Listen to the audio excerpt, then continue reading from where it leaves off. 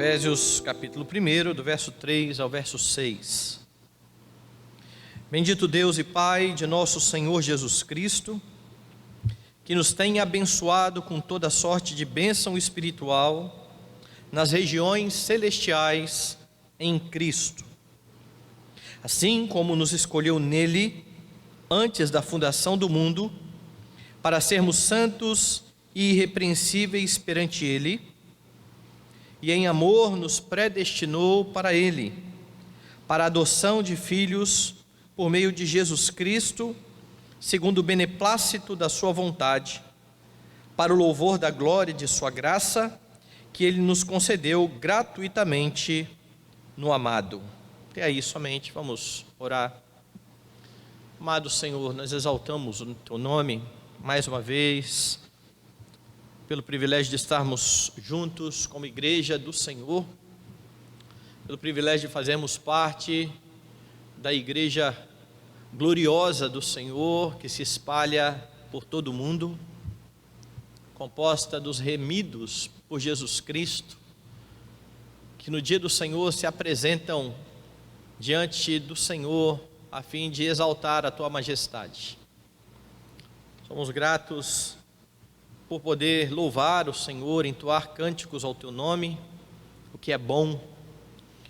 Somos gratos porque temos recebido instrução da parte do Senhor por meio da tua palavra, e mais uma vez estamos diante da Escritura, na esperança de que o Senhor fale ao nosso coração por meio da tua palavra, que o teu Espírito ilumine os olhos do nosso coração, leve o nosso pensamento cativo ao pensamento de Cristo, e que ao sair, ó Deus, daqui nesta noite, saiamos cheios do conhecimento do Senhor, a fim de louvar o teu nome e testemunhar de Cristo em todos os momentos da nossa vida. Fala conosco, em nome de Jesus, amém. Meus irmãos, a palavra de Deus nos exorta a bendizer a Deus em todo o tempo.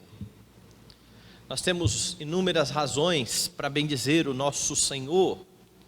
Quando você olha para o Salmo 34, por exemplo, você tem o salmista fazendo a seguinte afirmação: bendirei ao Senhor em todo o tempo. No Salmo de número 105, você tem o salmista convidando o povo, convidando primeiro a sua própria alma a bendizer a Deus, dizendo: bendize, ó minha alma, ao Senhor, não te esqueças de nenhum só dos seus benefícios. Contudo, apesar da Escritura dizer que são muitos os benefícios do Senhor, muitos crentes não têm praticado esta gratidão em suas vidas, pelo menos não pelas bênçãos celestiais. Parece que para muitos crentes, Deus só nos abençoa mesmo quando nós conquistamos uma promoção no emprego, olha, bênção de Deus. Ou quando nós somos livres de uma doença, olha, Deus me abençoou, ouviu as nossas orações e Deus foi bondoso. Ou quando Deus nos tira de alguma tribulação, ou em casos ainda mais extremos, quando em algumas igrejas as pessoas vão até a frente da igreja testemunhar, dizendo que, olha, eu me meti em um acidente terrível, foi muito grande o acidente e Deus me livrou. E tudo isso é verdade.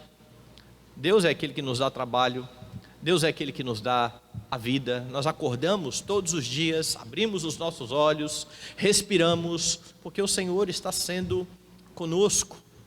Mas infelizmente muitos cristãos só têm a agradecer a Deus pelas bênçãos do aqui e agora, por aquilo que Deus está derramando na vida deles de bênçãos materiais. É por isso que quando passam por tribulações, quando passam por dificuldades, quando perdem os seus empregos, quando passam por algum tipo de doença e não são livrados, parece que acabam os motivos de louvar a Deus.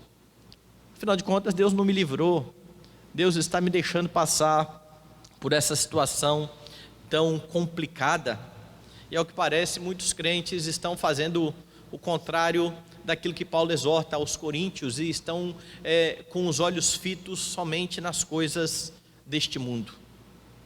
O texto que nós lemos essa noite mostra que nós devemos louvar ao Senhor por bênçãos mais importantes do que essas.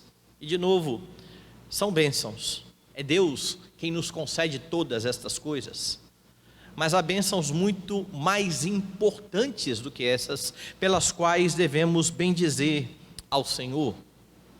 A epístola aos Efésios, ela foi escrita por Paulo por volta dos anos 60 ou 61, época em que Paulo estava na prisão em Roma. Então veja que interessante, um homem que está na prisão por conta do Evangelho, por conta da pregação do Evangelho, escreve a uma igreja, e a primeira coisa que ele fala aqui no verso de número 3 é: bendito o Deus e Pai do nosso Senhor Jesus Cristo. Paulo tinha tudo para ser um murmurador. Paulo tinha tudo para ser um crente que diz: puxa, será que Deus não olha para mim?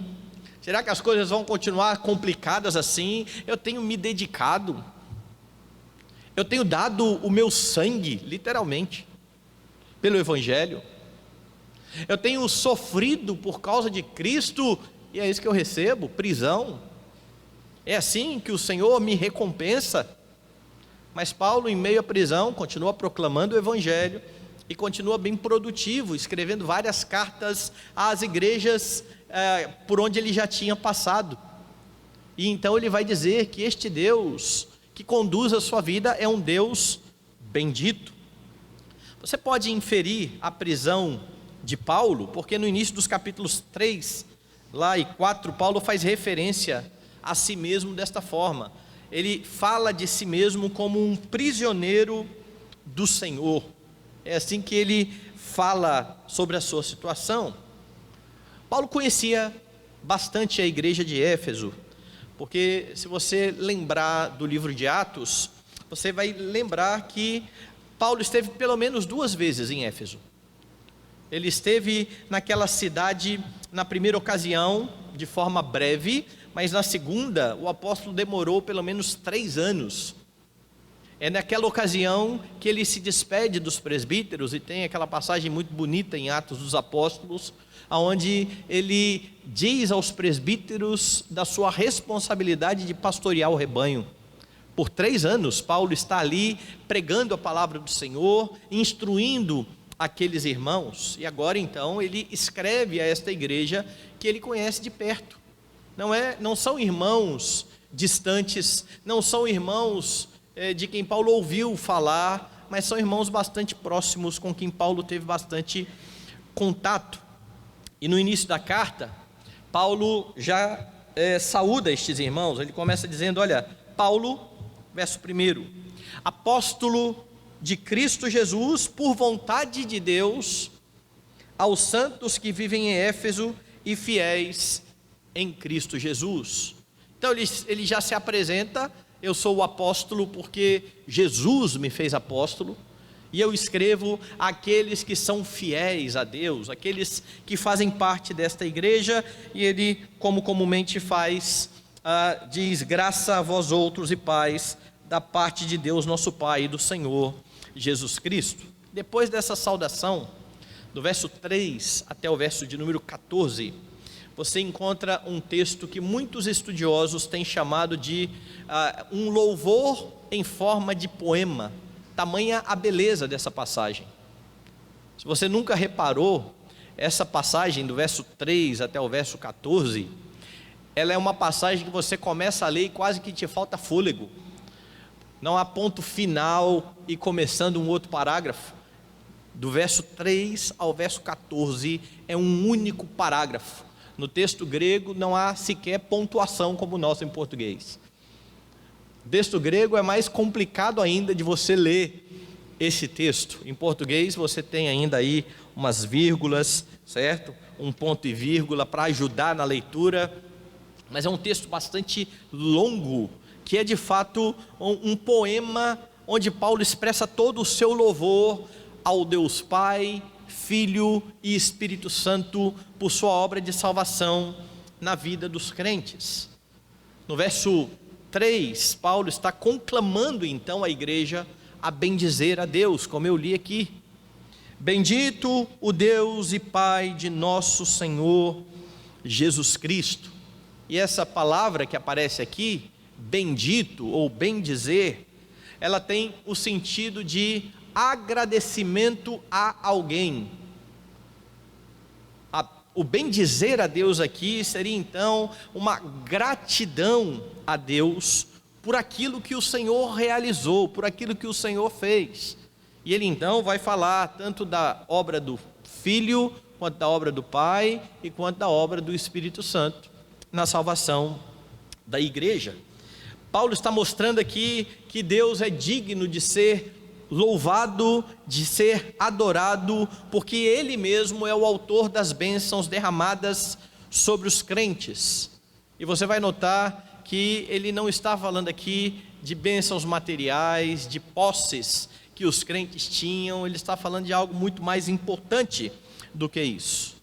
Como eu disse, até o verso 14, Paulo vai mostrar quais são as bênçãos que você tem em Cristo Jesus, e eu quero me deter hoje somente do verso 3 ao verso 6, estes versículos iniciais dessa sessão, onde você aprende sobre os benefícios que você tem em Cristo Jesus. Você pode ter certeza de que em Jesus você tem muitos benefícios. Lembra que eu citei aqui o Salmo 105? Bendize, ó minha alma, ao Senhor, não te esqueças de nenhum só dos seus benefícios. Lá naquele salmo, então, o salmista vai dizer, é Ele quem perdoa todas as suas iniquidades. O primeiro benefício que ele menciona lá, e aqui você verá quais são os benefícios que você tem em Cristo. O primeiro deles está aí no verso de número 3, Paulo vai dizer que você é abençoado em Cristo. Vou ler de novo o texto.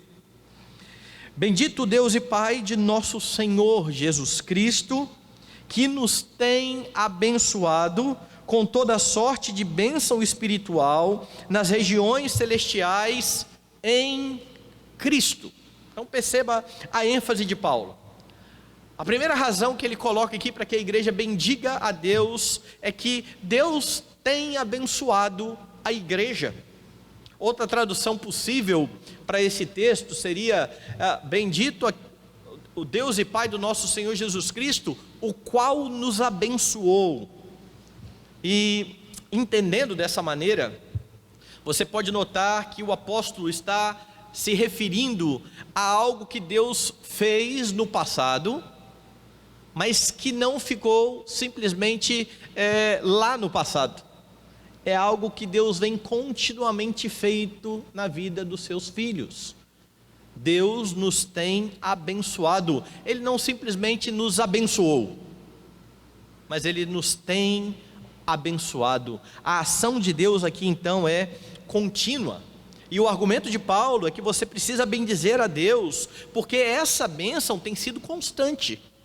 Infelizmente não é esse o olhar de muitos crentes. Como eu disse, para muitos a bênção de Deus é pontual, é quando Ele nos dá alguma coisa que nós estamos pedindo e nós não percebemos que todos os dias nós estamos sendo alvo constante deste cuidado soberano do Senhor. Ele nos abençoou, Ele nos tem abençoado. É claro, Paulo tem certeza de que esse Deus que abençoou e que tem abençoado, continuará abençoando os crentes. É uma constante, porque você está em Cristo Jesus, você é constantemente abençoado pelo Senhor. E Paulo então faz questão de frisar que tipo de bênção é essa a que ele está se referindo aqui. Ele diz o seguinte, olha, bendito Deus e Pai do nosso Senhor Jesus Cristo, que nos tem abençoado com toda sorte de bênção espiritual, ou de bênçãos espirituais. Paulo fala da natureza das bênçãos agora. Bênçãos espirituais não é aquilo que necessariamente você está vendo acontecer, mas aquilo que você crê que aconteceu. Porque na fé cristã, nós cremos, nós vemos pela fé a obra do Senhor Jesus Cristo em favor do seu povo.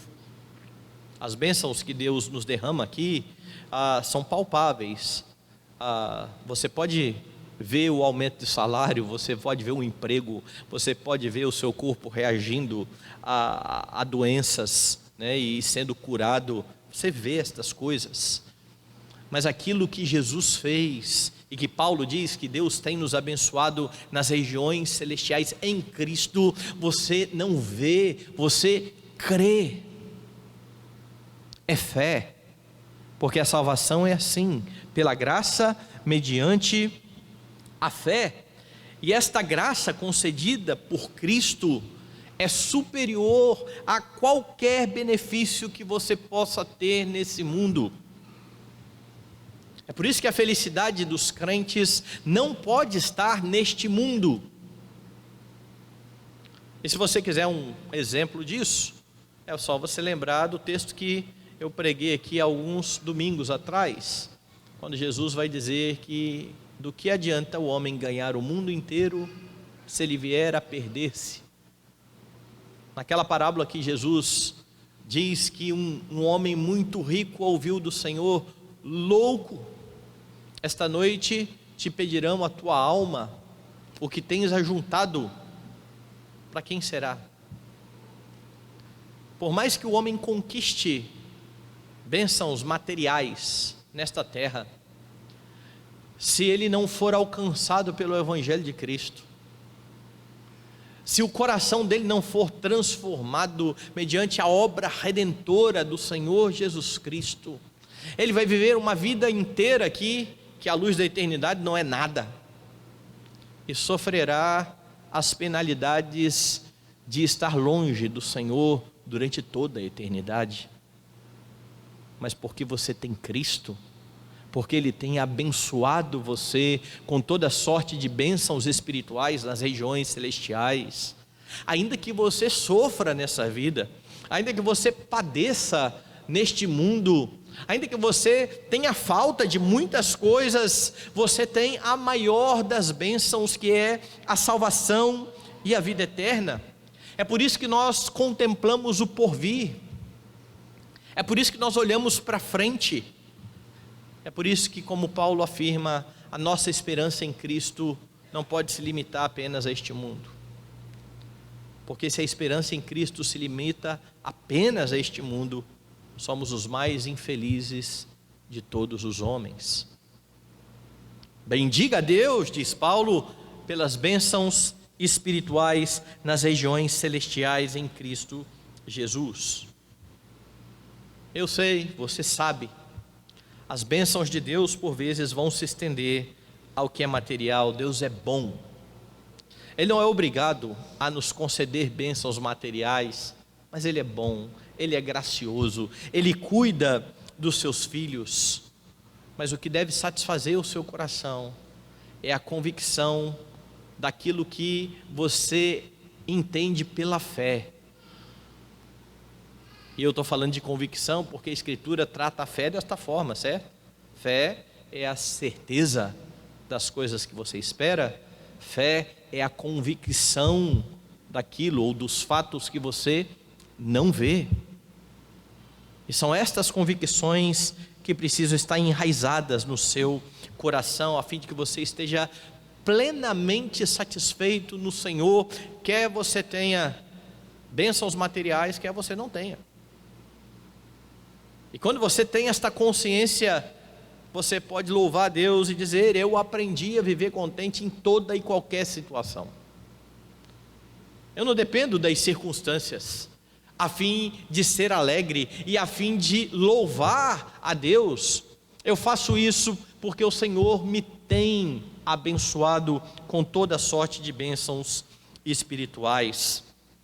Paulo mostra aqui então que estas bênçãos, elas são nossas, nos são dadas, mas que elas só podem ser alcançadas por meio de Jesus Cristo. Veja, bendito Deus e Pai do nosso Senhor Jesus Cristo, veja quantas vezes ele menciona Jesus nesse texto, que nos tem abençoado com toda sorte de bênção espiritual nas regiões celestiais em Cristo. Por que é que Deus faz isso com você, que faz parte da igreja? Porque a igreja é amada por Cristo, porque a igreja é cuidada por Cristo, porque a igreja é a noiva que está sendo adornada pelo Senhor Jesus Cristo. É a igreja que foi salva, que foi justificada, que está sendo santificada. Toda a obra de Cristo é em favor da sua igreja, e todas as bênçãos espirituais são em Cristo Jesus. Quando Deus olha para você por meio de Jesus Cristo, não existe outra possibilidade de bênçãos senão por meio do Redentor bendito, do Salvador da igreja. Você pode assim lembrar então daquilo que Jesus afirmou em Mateus 6, acerca dos seus discípulos. Entendendo isso, os discípulos não precisam buscar ajuntar tesouros na terra, mas eles precisam buscar tesouros no céu, onde traça e ferrugem não corroem, onde ladrões não escavam e nem roubam.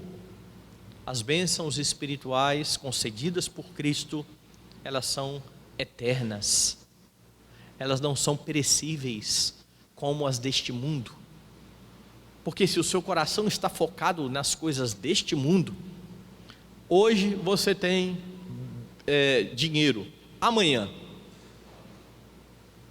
você terá. Como anda as suas aplicações? Como vai a inflação? Hoje você tem plena saúde, e amanhã?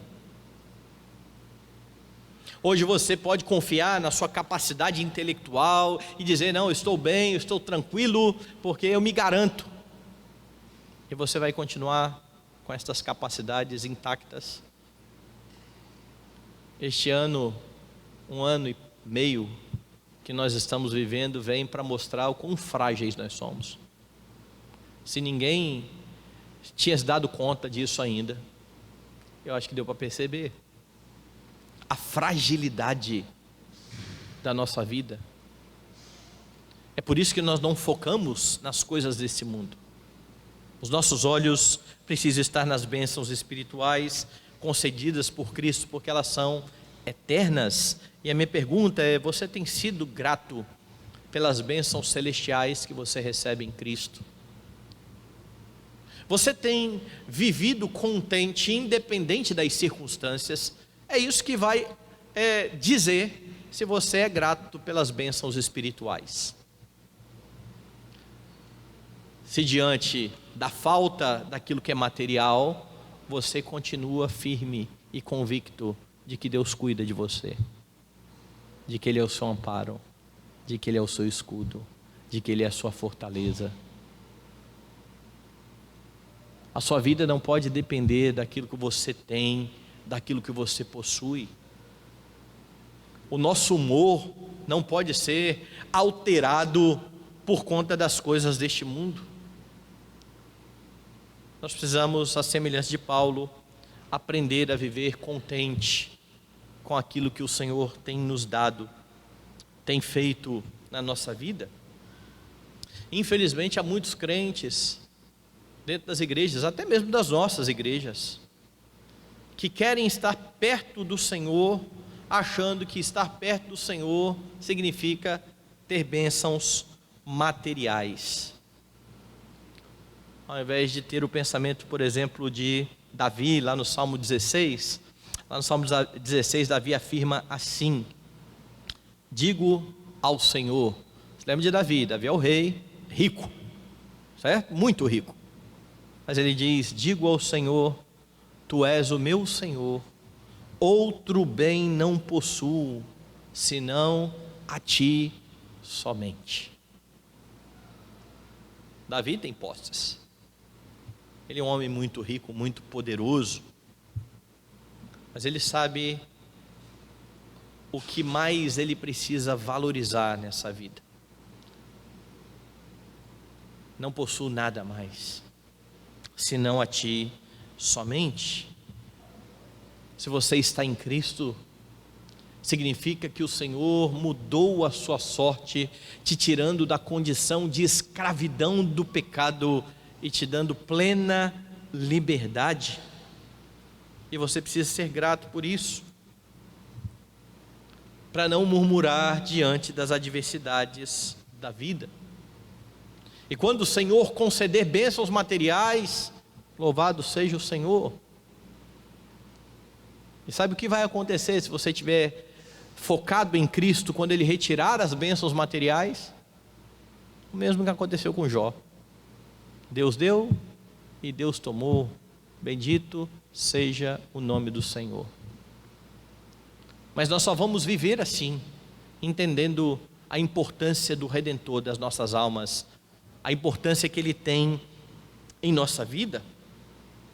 O problema daqueles que só enxergam nas bênçãos materiais motivo de louvor a Deus, é que eles têm tudo para viverem satisfeitos, porque nada vai bastar, nada vai satisfazer.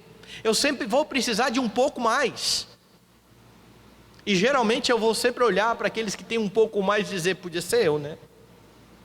Por que não comigo? A sua esperança em Cristo não pode estar somente nesse mundo, porque se estiver, você viverá infeliz. Então bendiga a Deus pelas bênçãos espirituais em Cristo. Paulo diz mais. Paulo diz que você também foi escolhido, na verdade você é escolhido de Deus, de novo, em Cristo. Verso 4. Assim como nos escolheu nele, como nos escolheu em Cristo, antes da fundação do mundo, para sermos santos e irrepreensíveis perante Ele. Paulo agora diz, olha, você é escolhido em Cristo. Aqui então ele começa a descrever as bênçãos espirituais. Primeiro ele fala de forma genérica, e agora então ele vai especificar. Você foi escolhido, ou usando a palavra que Paulo vai usar em outros textos, você foi eleito por Deus em Cristo Jesus. Razão de você então bendizer a Deus. Paulo está enfatizando a ação primária de Deus. Foi Ele quem escolheu a você. Não foi você que escolheu a Cristo. E Paulo segue de perto o ensino de Cristo, porque Cristo falou isso aos seus discípulos. Não fostes vós que escolhestes a mim, pelo contrário, eu vos escolhi a vós outros. Foi isso que Jesus falou lá em João. Paulo então segue de perto aqui o ensino de Cristo, o ensino do seu mestre.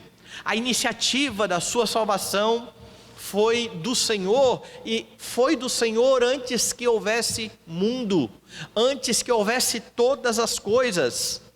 Antes de criar qualquer coisa que seja, o Senhor escolheu um povo, amou um povo. E se você está na igreja, você é um destes que foi amado pelo Senhor, em Cristo Jesus, escolhido em Cristo Jesus. E sabe por que Deus te escolheu? Tem muita gente que acha que foi escolhido e que é crente por causa das suas boas ações, da sua índole. Eu sou uma pessoa boa. Deus escolheu a você sem você ter feito uma obra sequer, porque Ele quis. E o que Paulo está falando aqui é para retirar do pensamento dos crentes qualquer entendimento de que eles têm algum mérito pela salvação, porque não tem. O mérito é todo do Redentor. Veja de novo o verso 4. Assim como nos escolheu nele antes da fundação do mundo.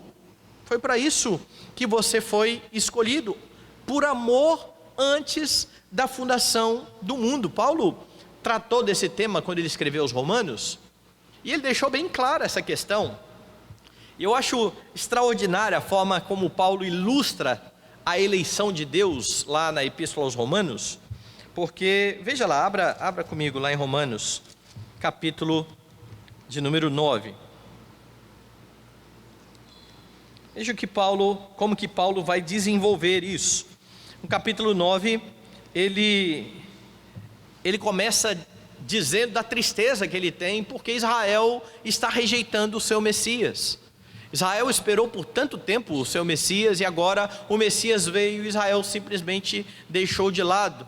E Paulo vai mostrar que isso aconteceu porque Deus escolheu aqueles que iriam crer. A partir então do verso de número 6, Paulo vai responder objeções dos judeus diante dessa palavra e vai dizer: olha, não pensemos que a palavra de Deus haja falhado, porque nem todos os de Israel são de fato israelitas, nem por serem descendentes de Abraão são todos seus filhos, mas em Isaque será chamada a tua descendência.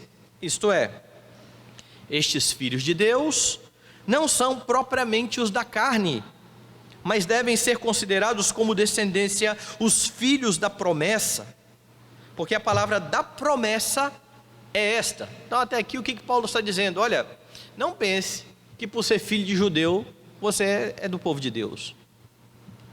Não pense que por ser descendência física de Abraão, que você tem passagem livre para o céu, porque nem todo mundo que nasceu em Israel é israelita.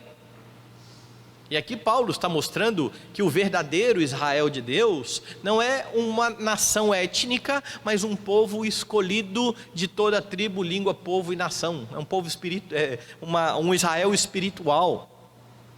Não tem a ver com carne e sangue, não tem a ver com mérito. João já havia dito isso no seu evangelho. Aqueles que nasceram de Deus não nasceram da vontade do homem, não nasceram da vontade da carne, não nasceram da vontade do sangue, nasceram de Deus.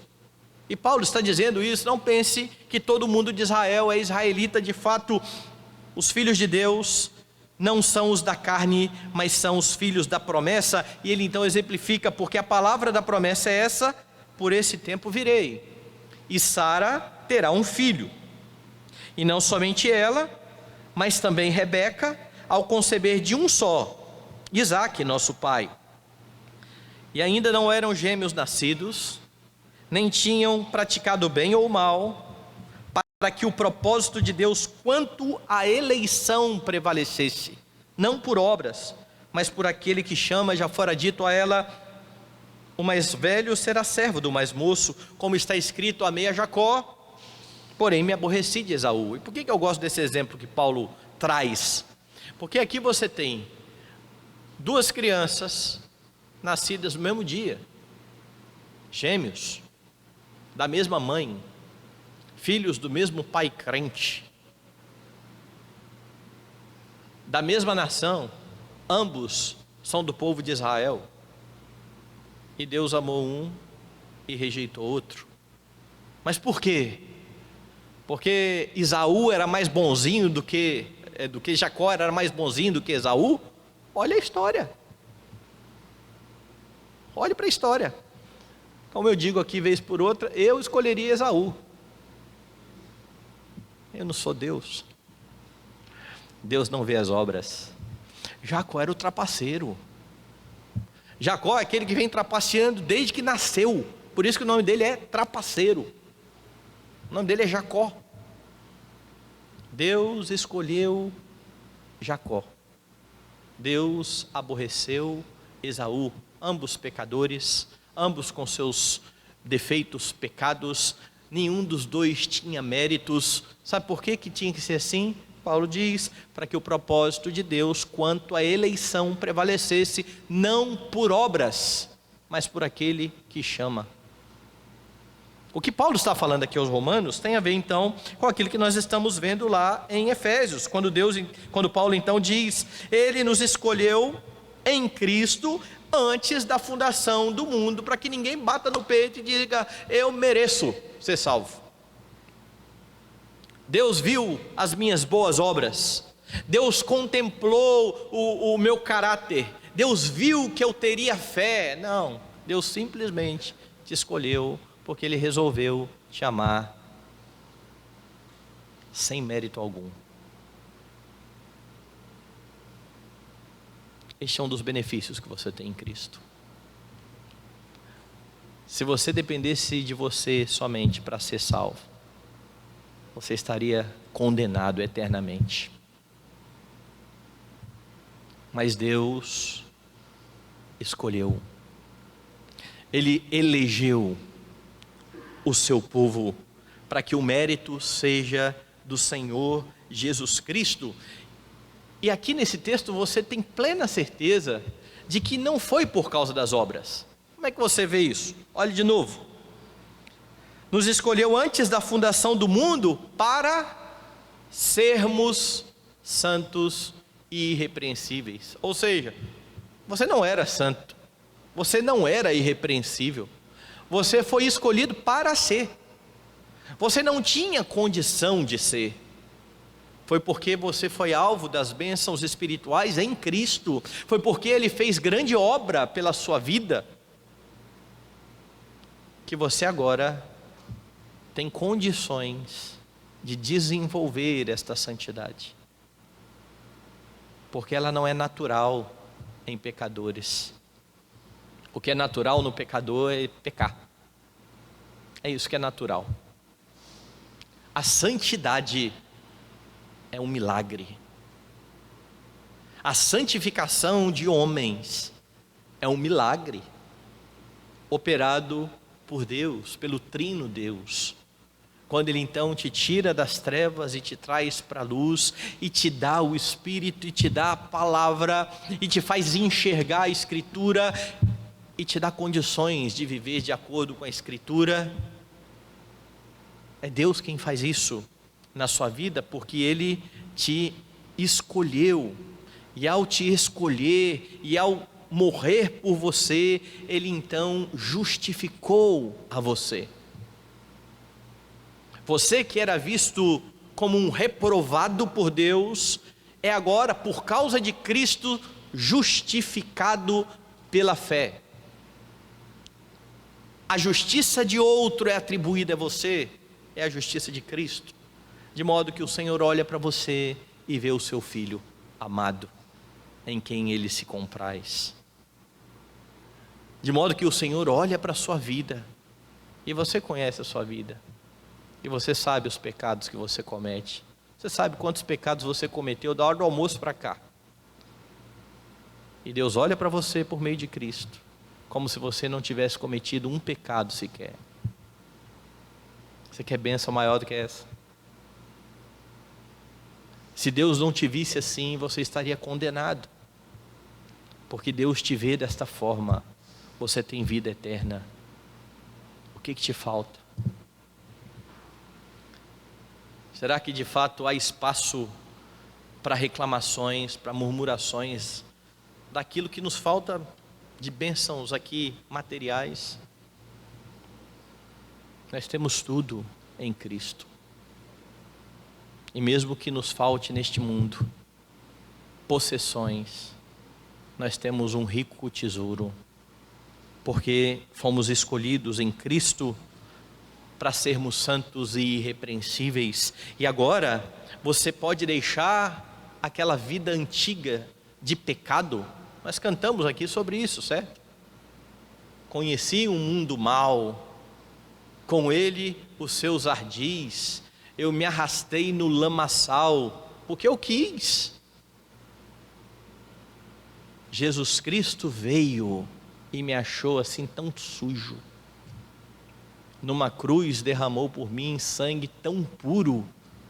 Foi assim que Ele me salvou. Veja, nós cantamos há pouco a obra gloriosa de Cristo que nos tirou do lamaçal do pecado.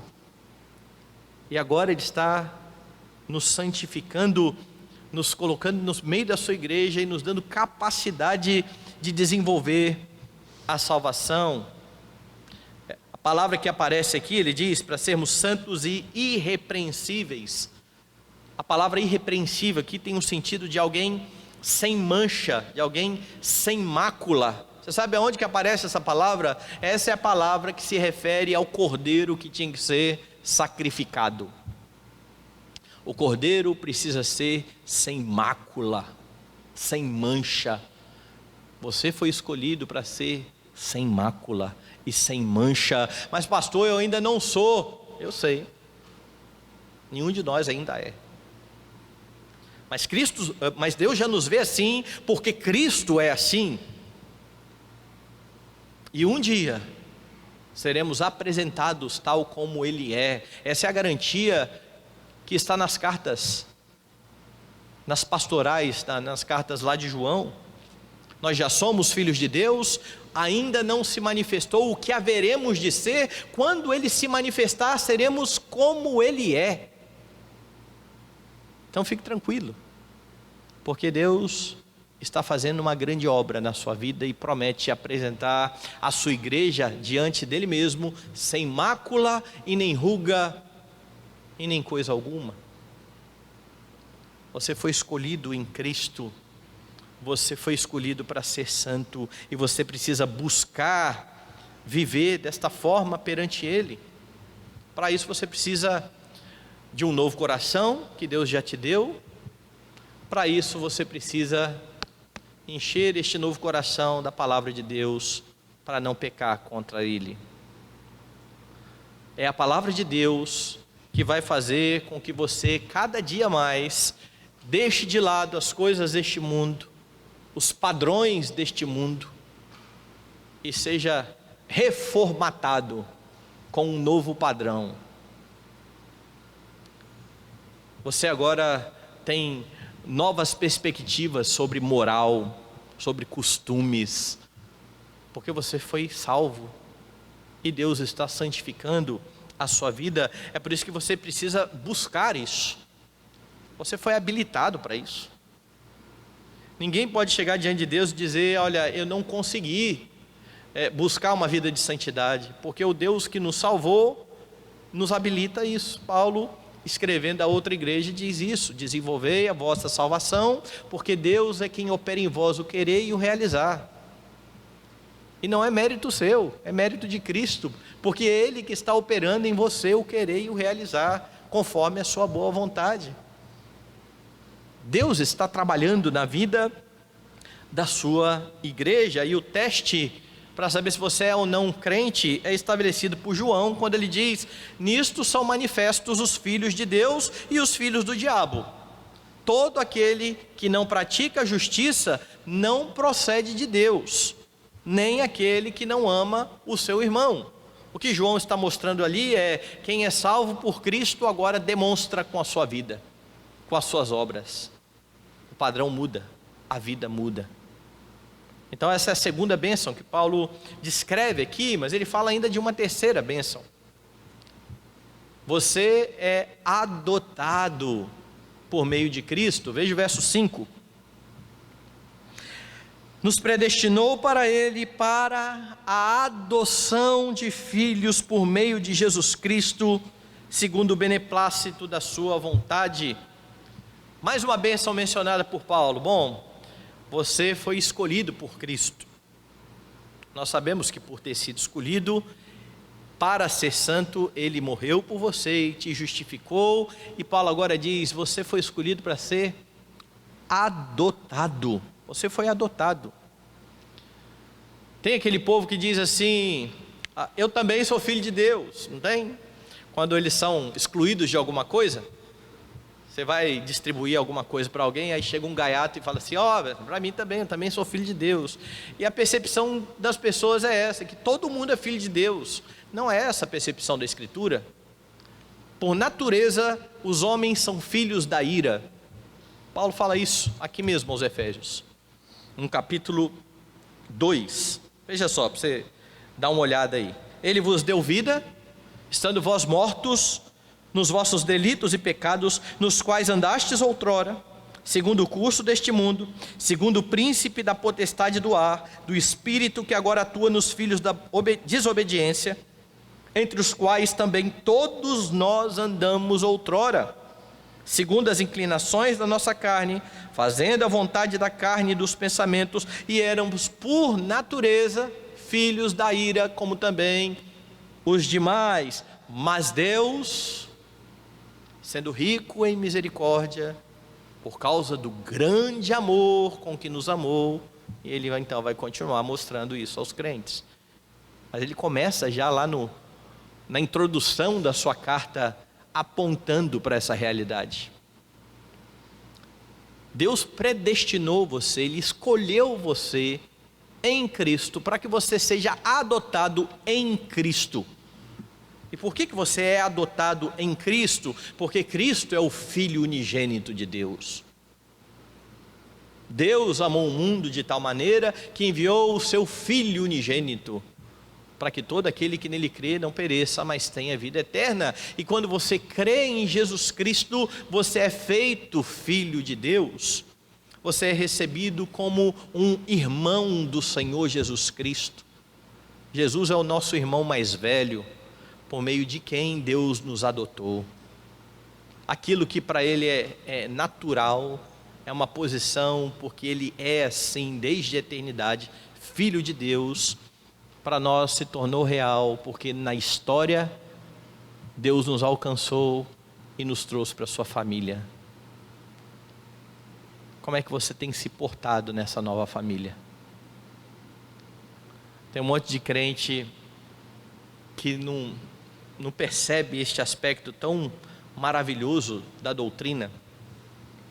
É como se alguém estivesse numa condição, é pior do que isso. Mas imagine uma criança que nasce num estado terrível de miséria mesmo de posses. Nós temos no nosso país, infelizmente, discrepâncias muito grandes no que diz respeito à questão de dinheiro e de distribuição de renda. Então você tem crianças que nascem em famílias que não têm o básico do básico para comer e para se alimentar. E uma criança dessa então é adotada por uma família muito rica. E agora uma criança que não tinha nada desfruta de tudo porque ele tem um pai milionário. Pois aquilo que Deus faz por mim e por você é infinitamente mais do que isso. Infinitamente, não dá para comparar com isso. Porque estávamos lá no estado de pecado e de miséria, e o que merecíamos? A ira de Deus. Por isso Paulo se refere a nós nesse estado como por natureza filhos da ira. E Deus nos tira dessa condição, nos recebe na sua família, e agora nós podemos nos dirigir a Ele como nosso Pai. Mas a despeito disso, há muitos crentes que estão vivendo como mendigos. Tem um pai rico, mas não conseguem usufruir da riqueza que há em Jesus Cristo, porque quando focam nas coisas desse mundo e murmuram, achando que a sua alegria depende das coisas desse mundo, se assemelham a pessoas que estão revirando lixo, enquanto tem uma grande herança diante deles. Estão iludidos. É preciso compreender o grande benefício que você tem por ser um filho de Deus, por poder se aproximar dele como o seu Pai bendito, o seu Pai celestial, aquele que cuida de cada um dos seus filhos. Se você recebeu a Cristo, diz João, a todos que o receberam, deu-lhes o poder de serem feitos filhos de Deus. E você fez isso, você creu em Jesus, porque Ele te escolheu. Você creu porque foi escolhido, você foi adotado por depositar sua fé em Jesus Cristo.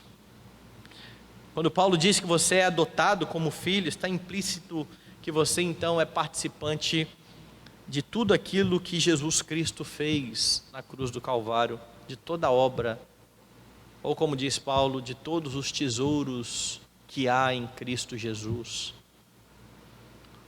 Está implícito que você é um co-herdeiro com Jesus. Então, de uma condição de profunda miséria, Jesus, que sendo rico, se fez pobre, enriqueceu a você. Te trouxe para a família maravilhosa que é a sua igreja.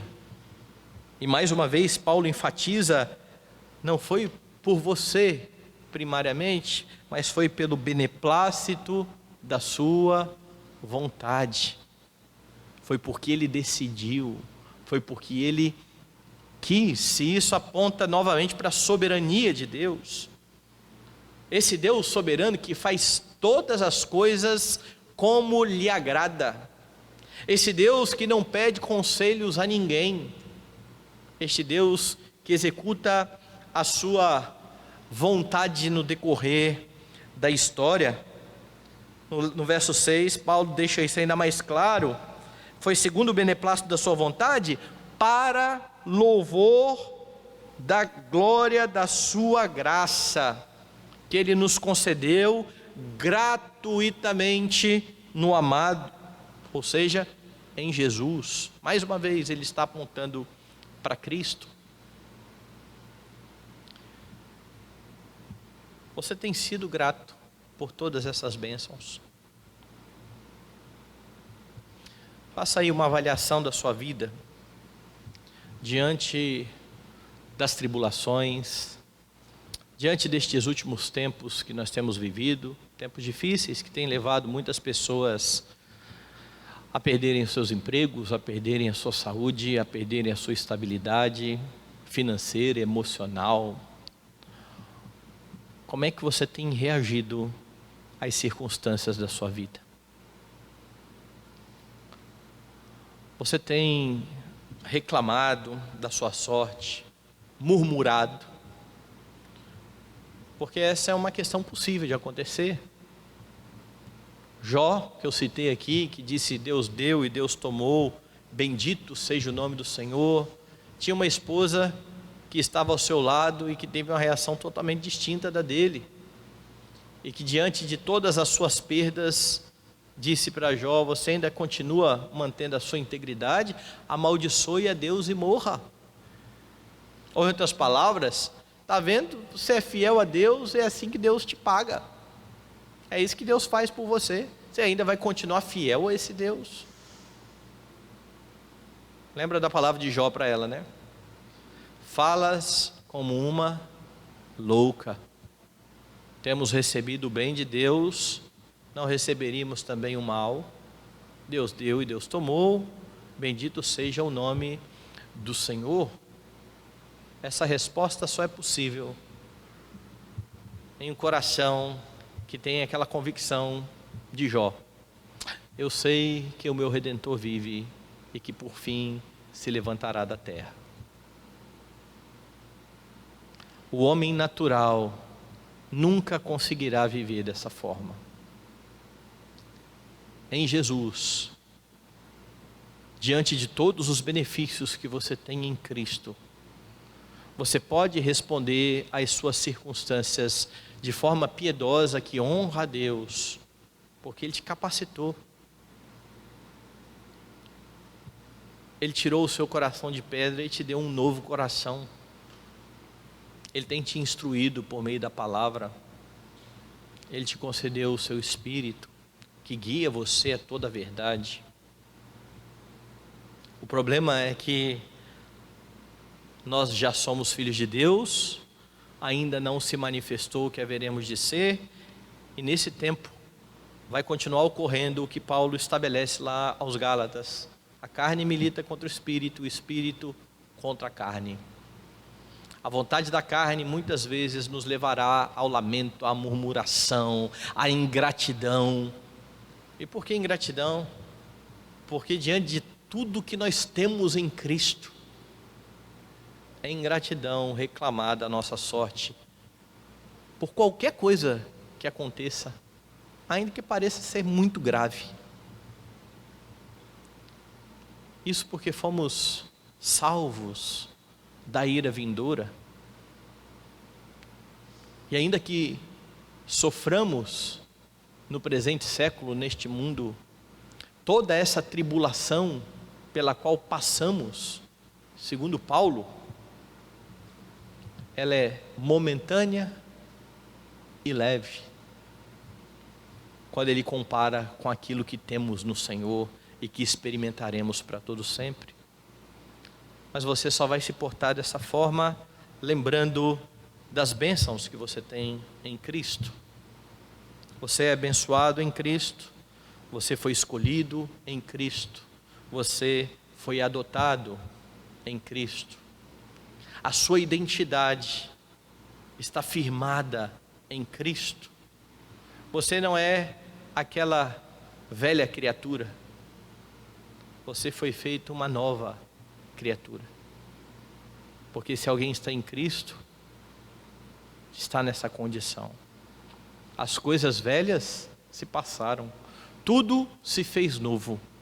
E nós precisamos dos olhos abertos, dos olhos espirituais abertos, para contemplar tudo aquilo que o Senhor tem feito na nossa vida. Que diariamente você consiga então agradecer a Deus por tudo aquilo que Ele já fez na sua vida. Que você agradeça todas as bênçãos materiais que o Senhor tem dado a você. E que você tenha plena condição de, ainda sendo privado destas bênçãos, quer seja do dinheiro, quer seja da saúde, quer seja em meio às suas tribulações, que você consiga ser grato ao Deus que te salvou, que está te santificando e que está conduzindo você a fim de apresentar você juntamente com a sua igreja sem mácula e nem ruga no dia final.